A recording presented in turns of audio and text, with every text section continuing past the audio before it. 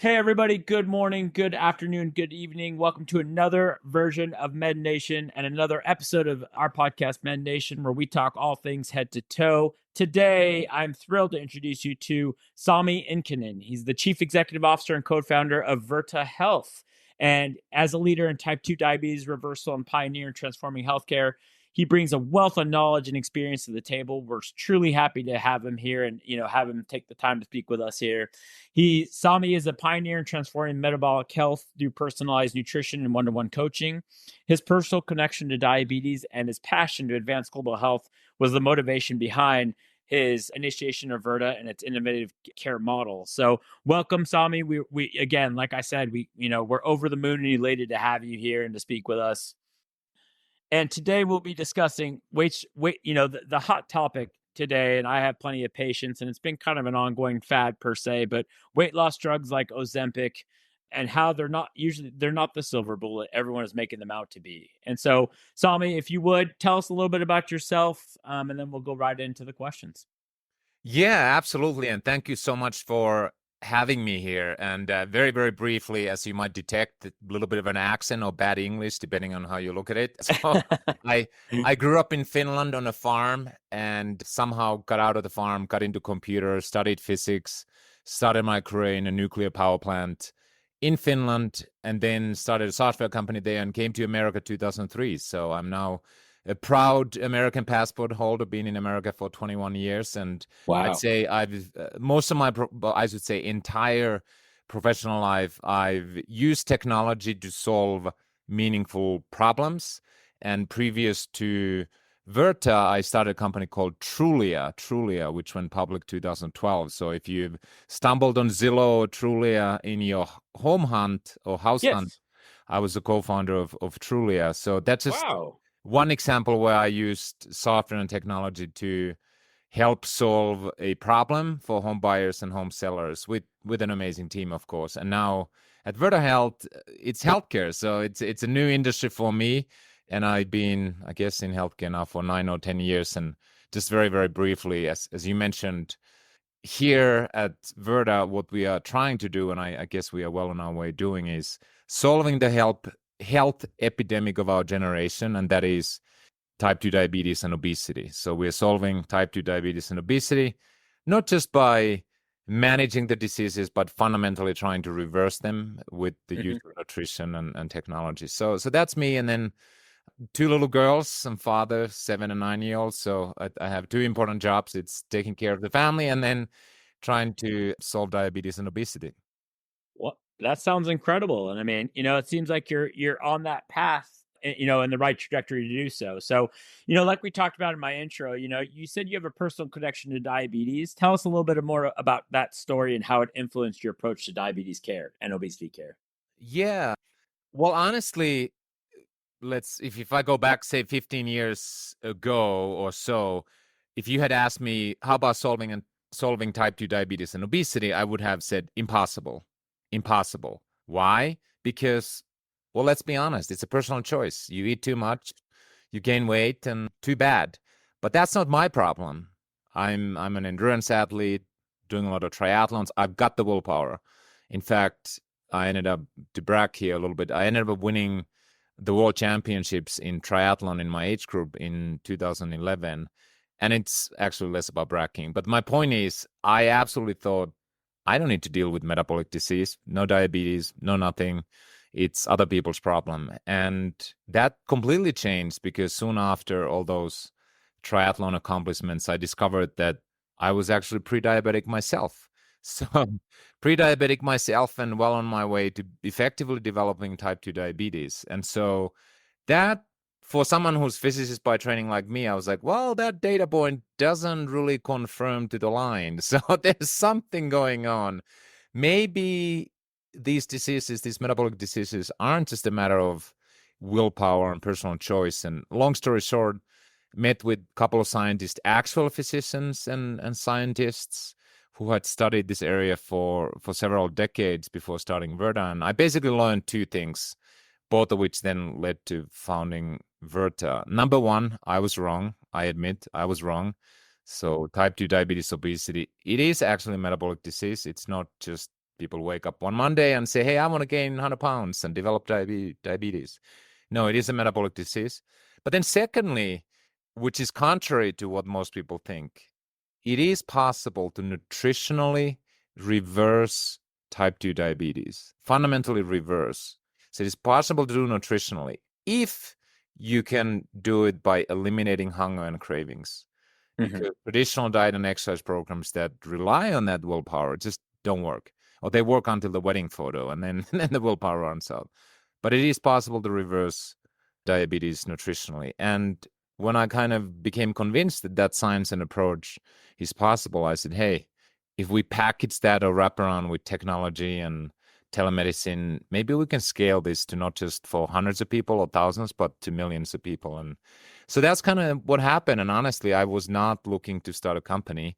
I just felt that this problem is too big not to be solved. And the secret that we were sitting on, secret in air quotes, that you can actually reverse the disease, it has to be scaled. It has to be brought into the hands of the people who are actually suffering. So yeah, that led me to start yet another company. And honestly, it's been very rewarding emotionally and sort of as a life experience to see the results and scale them.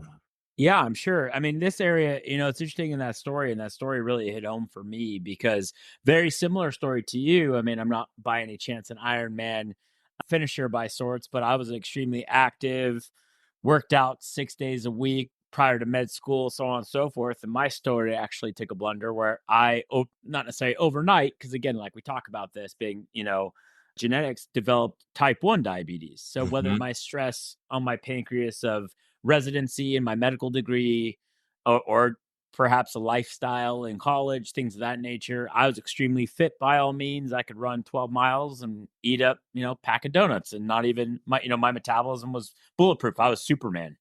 And I actually ended up becoming diabetic. So I myself am a type 1 diabetic, obviously very different disease pathway than type 2. But, it Mhm. was very interesting to me. Like my whole world came crumbling down as, here, this six pack wearing, you know, athlete played, I wasn't a collegial athlete by any means, but I was super fit. And I mean, my world came crumbling down when, like you said, I mean, I developed this disorder and disease and had to make a lifestyle change. And so it was life changing. So, I mean, I could completely understand, your personal connection Mhm.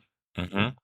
that it wasn't just, oh, I woke up one morning here, I ate, fast food every day and, drank some good rum in college. And here I got diabetes. It doesn't work like that. Yes. Yes, indeed. Um, so let's talk about, leaning forward to like our discussion, our topic of discussion, Ozempic, right? So Mhm. Ozempic's been, obviously in the news here and all over media, social media, media in general as a hot spot here for weight loss and as a weight loss drug.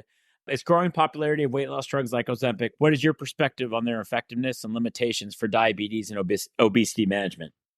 Yeah, very good question. It kind of is. You can't have a conversation these days, as at least in healthcare context, that the GLP-1s and Ozempic doesn't come up. It's like the AI or ChatGPT for technology. GLP-1s is for healthcare. Right.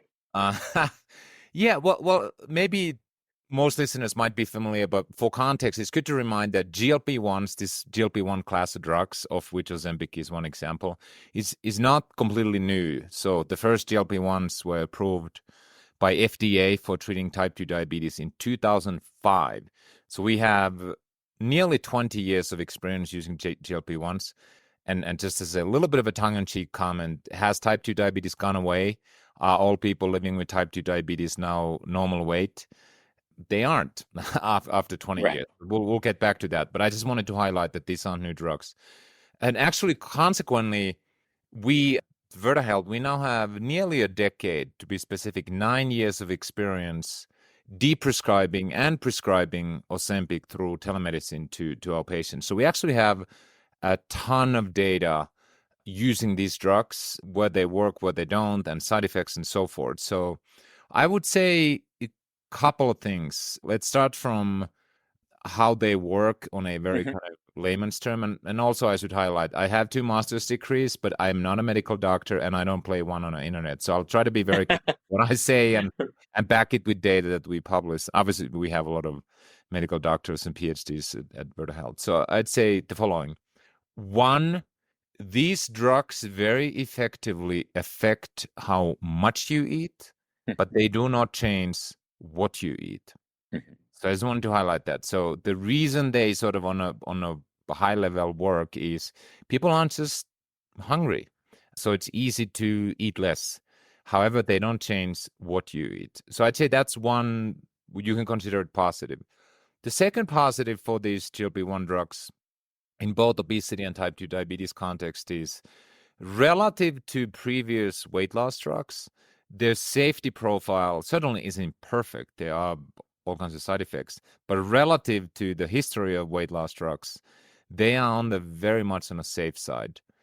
And same in type 2 diabetes context, there are hypoglycemic drugs, in other words, drugs that lower blood sugar, such as insulin even, or SGLT2s and sulfonylureas, that have a high hypoglycemic risk, meaning that your blood sugar goes too low.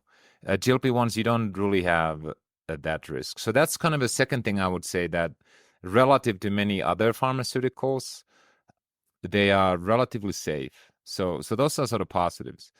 Now, looking at, so what's the practicality of these drugs and what to be aware of?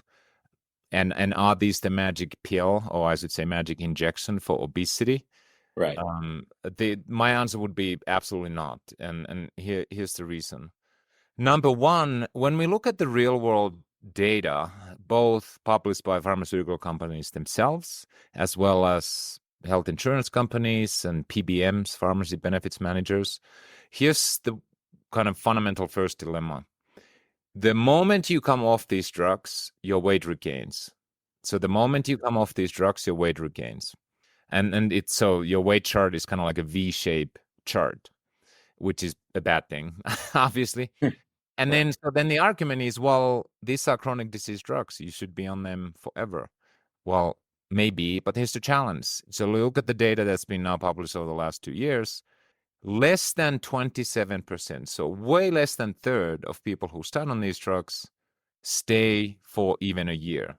So people come off because they can't tolerate, or they have side effects, or they just don't want to be injecting a drug all the time. And then, of course, for some people, there could be cost considerations. But so here's the fundamental dilemma, that the second you come off the drug, your appetite starts creeping up, and then you start regaining fat mostly. And then people can't or don't want to stay on them. So far, the data seems to suggest that it's almost like a short-term patch of treating symptoms and doesn't fundamentally address the underlying driver of obesity and doesn't fundamentally change what you eat. And now I'll say one more point and then summarize. On a positive note, what we've been able to show at Virta, and we published, this is peer-reviewed data, so I feel comfortable saying, I think we're the only company that has shown sustainable weight loss after Ozempic has been completely deprescribed. So that's basically a sustainable off-ramp. And the reason we've been able to do that is we have a nutrition program that is working. So we not only change how much you eat, but what you eat in a way that sort of mimics the GLP-1 effects. So you're not hungry, you don't have cravings. So it is possible to have a nutrition-based off-ramp after you come off of these GLP-1 drugs and sustain the weight loss. But if you can't do that, then it becomes sort of a yo-yo drug, which just cannot be good for anyone. So I guess I'll just try to summarize in a sentence or two to answer your question. I think these drugs are a useful tool in a toolkit in addressing obesity and type 2 diabetes, similar to bariatric surgery. You know, this 200,000 operations, I think, are done every year in America. We now have something like 6 or 7 million people on GLP-1s in America, based on the latest data. So I would say it's a useful tool in a toolkit, but it should always come after nutrition and in collaboration with a nutrition program. But this idea that these drugs are the magic pill or injection to solve our obesity epidemic, the data that's out there that just doesn't suggest that. So I'm cautiously optimistic, but I think the hype in the press and social media, which, let's be honest, that's also benefits the people selling these drugs. Absolutely. Isn't quite fully justified. And that's what I was going to say. I feel like, and everything you said was spot on. I feel like that the hype with social media and the media is what drives this to, well, obviously driving sales, of course, but bringing home the point to these folks that don't have medical degrees or any knowledge of the medical field or healthcare field that indeed this is the magic pill, right? That's why you can't get it anywhere, and people that actually need it to lower their blood sugars aren't being able to get it because these fit people think it's the magic pill where you take it and you maintain that the perfect body per se, or the weight loss body per se, without having to eat correctly.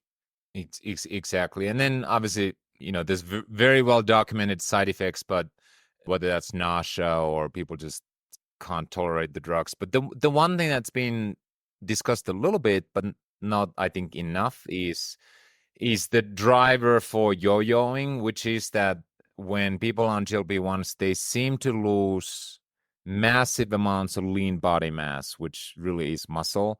And the only thing that burns fat and calories while you rest and sleep is lean body mass, your muscles and brain. So the net effect is that, let's say you lose 50 pounds, if 25 or 30 of that is muscle, you become sort of a skinny fat or skinny lean person. But then when you regain weight, it's typically fat. So what ends up happening is you are in a worse situation than where you started from. So you lost weight, but you actually lost a lot of muscle, and then you regain mostly fat. So now you have a low resting metabolic less resting metabolic rate, and you have the same fat as you had when you started.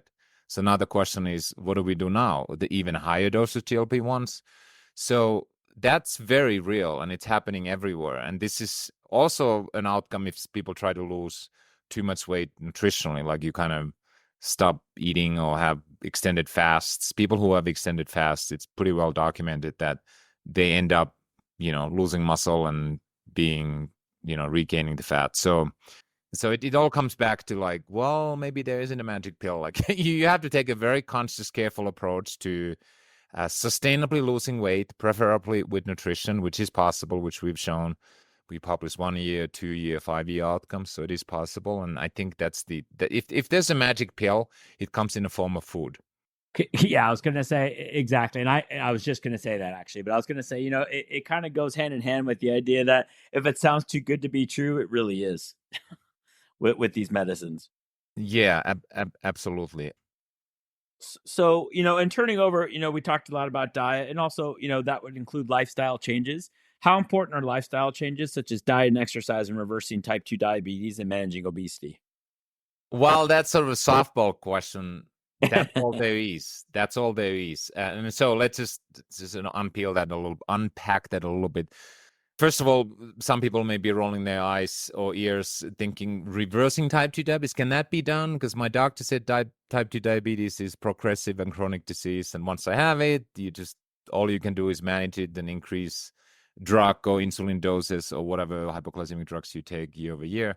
That is the conventional wisdom. But it is 100% absolutely possible to reverse type 2 diabetes. We've shown it in our clinical trial, and now more than 100,000 people in the real world have benefited. And when we say reversing type 2 diabetes, what it means is your blood sugar comes down to normal range, and we can eliminate all diabetes-specific medications that are needed to address blood sugar. So effectively, if you go to a primary care doctor, they do a blood test, and you tell them, I'm not taking any diabetes medications, they cannot tell that you had type 2 diabetes before. So that's what it means to reverse diabetes.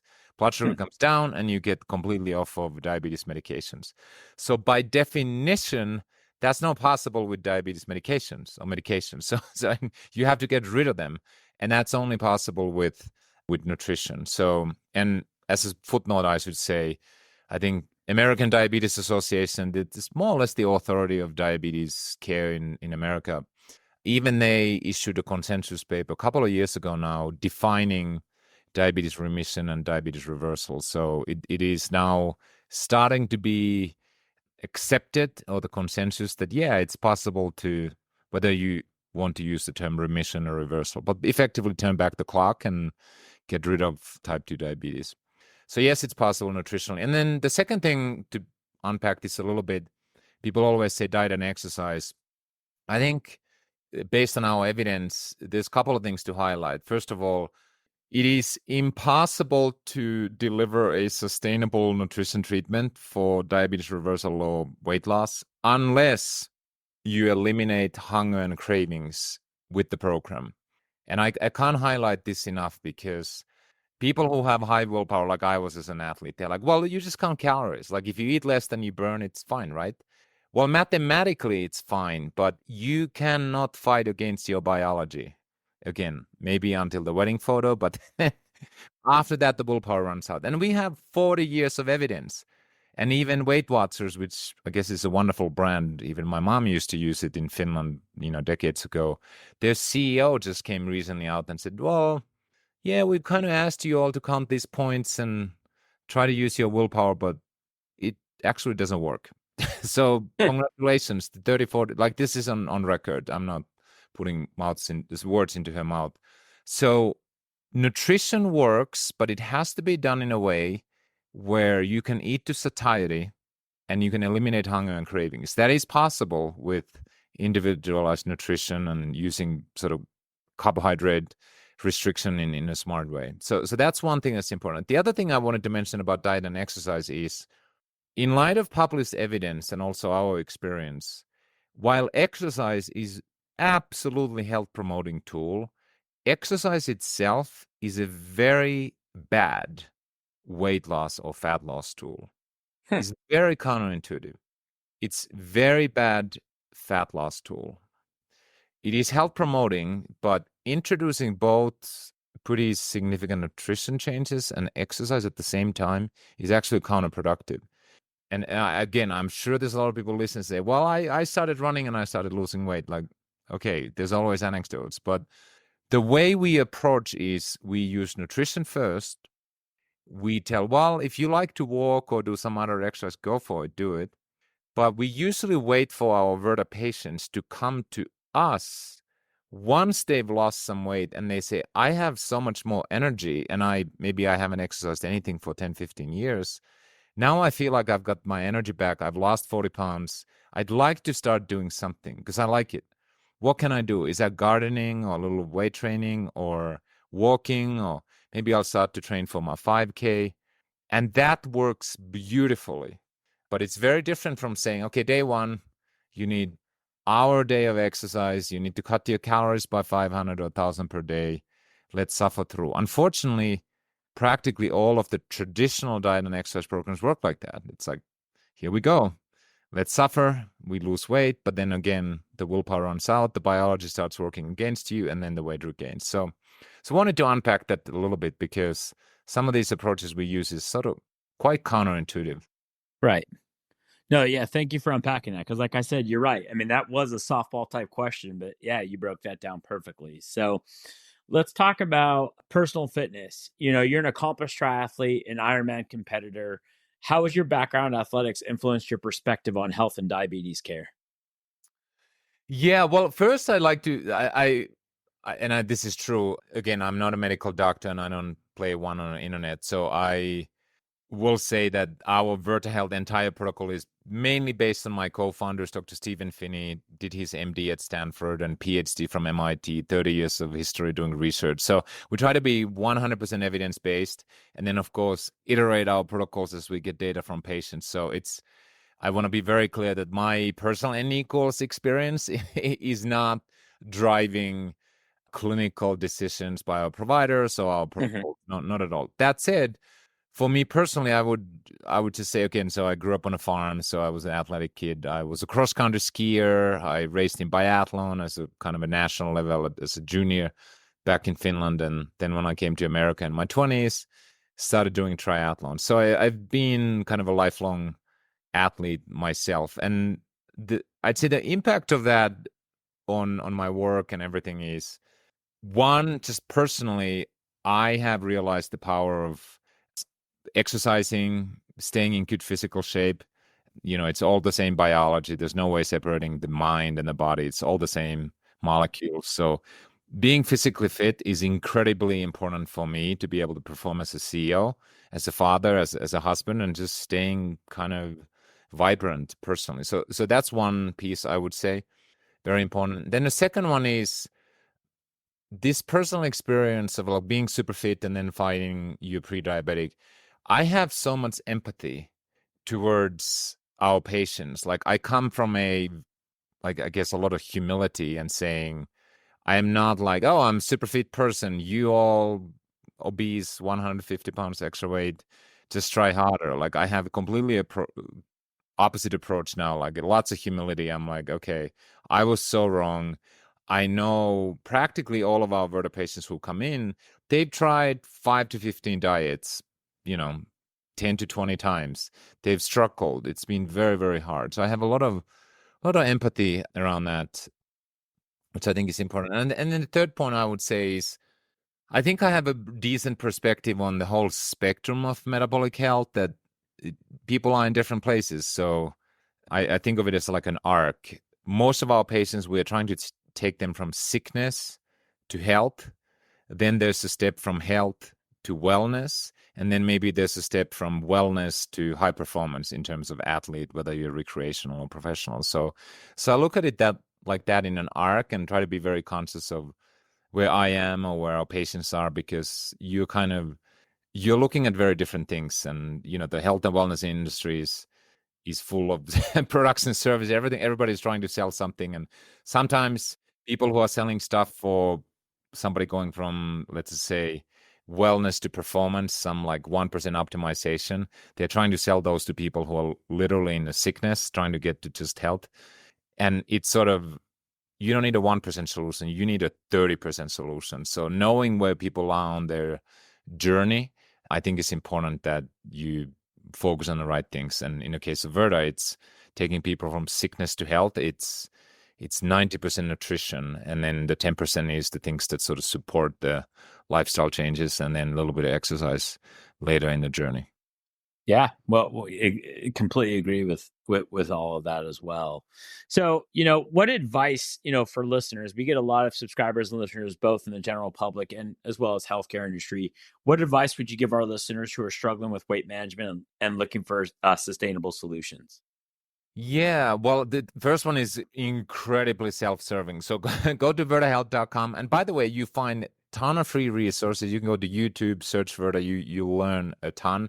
And then if your employer health plan covers Virta, you can literally enroll for free. So our model is such that we work with large employers like United Airlines, large insurance companies like Humana or Blue Shield of California, and government entities like the VA. And literally you get free access to Virta, like absolutely free access. You don't have to pay anything because you'll pay your healthcare insurance company pays that. So that's self-serving. Go to Virta Health, and hopefully it's covered for you. But then secondly, I say there's three topics you want to be careful in America. I've learned it's politics, religion, and diet. So don't say anything about diets because you're just gonna lose friends. That said, I do have sort of 2 or 3 pieces of advice for people based on the data and experience we have at Virta Health. So if anyone's like, oh, my eating's kind of a mess, like what should I do? My 3 very safe tips are the following. Number 1, eliminate all visible and added sugars. And remember that drinking calories is basically drinking sugar. So if you drink juice, that's just like soda. So that's number 1. I do not see any upside in kind of feeding sugar into your body. So eliminate all sort of added visible sugars. That's number 1. Number 2 thing would be eat when you're hungry, and preferably during meal times. This idea that you need to eat, 3 meals and 3 snacks is not scientifically true. So eat when you're hungry, and preferably eat to moderate satiety on each meal, so you aren't snacking all day long. That would be my second advice. And then third one, which may be surprising to some people, but if you're cutting sleep aggressively and not sleeping well, it massively increases cravings. And I see that even myself, because sometimes, my job, sometimes I just have to burn the midnight oil a little bit. The following day, I'm like, wait a second. I never eat sugar, processed carbs, and I'm craving a cookie. Where's that coming from? And it's well documented. So I'd say trying to just do the basic sleep hygiene, sleeping a good 7-8 hours will actually massively help in weight management.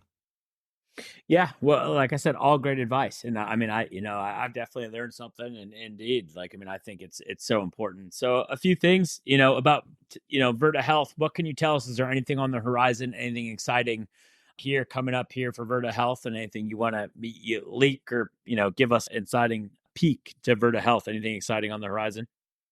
Yeah, well, the number one thing is sort of just we are trying to scale commercially and make sure that anyone and everyone living with obesity or type 2 diabetes in America has free access to Virta. So it's both Incredible. hard work and boring, but basically we're trying to make sure that all the Americans, which sadly now is nearly 200 million adults living with type 2 diabetes or obesity, have free access to this treatment that can help you reverse those conditions. So that's number one thing. And then the second one is, in terms of exciting things on the horizon, we are running clinical trials, some even in the cancer area. There's also very promising results on metabolic psychiatry. So treating schizophrenia, bipolar, and some depression.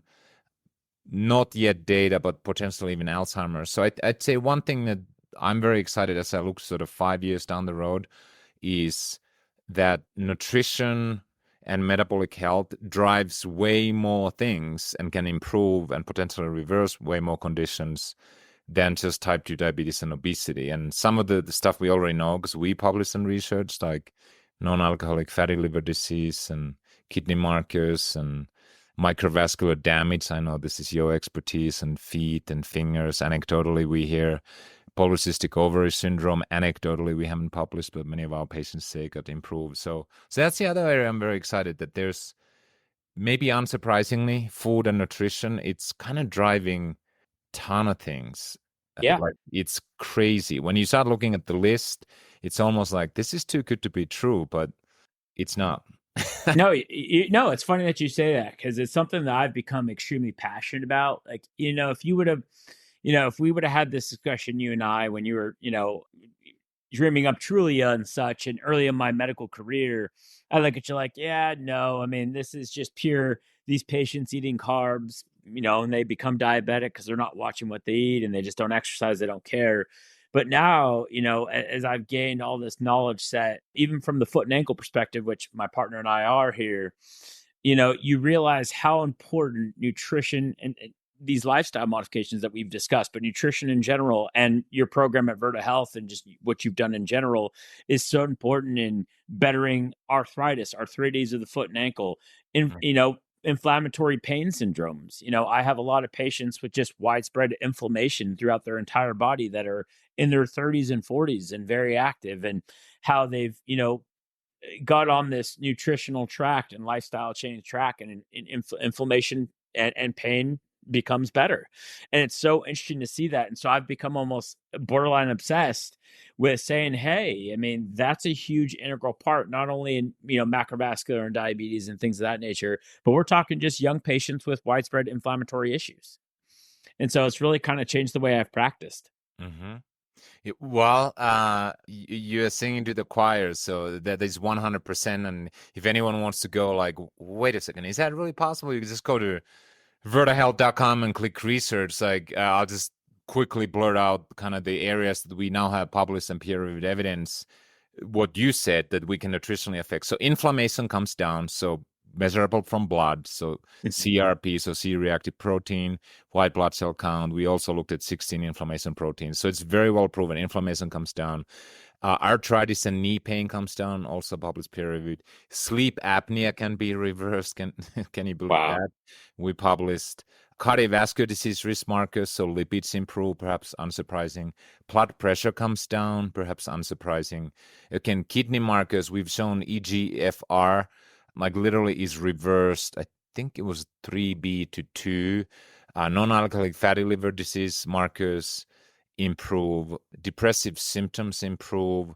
Like, the list is long. This is peer-reviewed data. And then, of course, beyond that, what we haven't published, and it's more anecdotal, so I have to be very careful. This is a caveat. This may not hold true on a population level, but microvascular damage seems to improve. So people say, I got my eyesight back. This is no joke. Like, we hear a lot of that. Again, I mentioned polycystic ovary syndrome. We've had women who said, I've been trying to get pregnant for a decade, haven't been able. I've been on Virta for 9 months. I got pregnant. Again, anecdotal, not proving that Right. we are fertility solution. So, but it, and then in the same with, wait a second. I lost my feeling on my left foot because of diabetes, and now it's back. It's kind of mind blowing, but yeah, that's the power of nutrition. And I think fast forward 10 years, we look back and we're like, of course, like insane. 100 years ago, we knew that nutrition drives everything, but now somehow we think that these diseases just come out of the blue and the only solution is more drugs. And I am predicting 10 years from now, we look at metabolic disease very differently and we say, wait a second, of course it's nutrition, because that's the only building block that goes into the body. Right. Well, 100%. So, Sami, this is where, we end the podcast essentially. I think our discussion has been fulfilling. I think our people absolutely love it. And I'll obviously, basically tell my patients to visit Virta Health. I have patients here that I think would benefit greatly from your guys' services. And so you have my blessing in terms of having patients, check out the website, check out what you guys can do for them. Is there anything else you'd like to add or, any additional information? That's all. Keep up the good work. And if anyone questions that type 2 diabetes or obesity can be reversed sustainably, trust me, it is reversible and everyone deserves to know that. Yes. And so you heard it live, everybody. I agree with Sami and Virta Health here. I think you guys need to visit the website and visit the programs and get on board with them. This concludes a wonderful discussion. And again, I appreciate you, Sami, and I appreciate, everything and all the information you've enlightened us with, as well as, my listeners. This concludes another wonderful episode of Mednation Podcast. Again, if you are interested in hearing more information regarding Virta Health, please visit their website and visit Sami's social media as well and things of that nature to learn more about that innovative care model. Again, thank you guys for listening for another podcast, and we appreciate you. And thank you again, Sami. And I truly appreciate you, and we got to have you back on. Thank you so much. All right, thank you.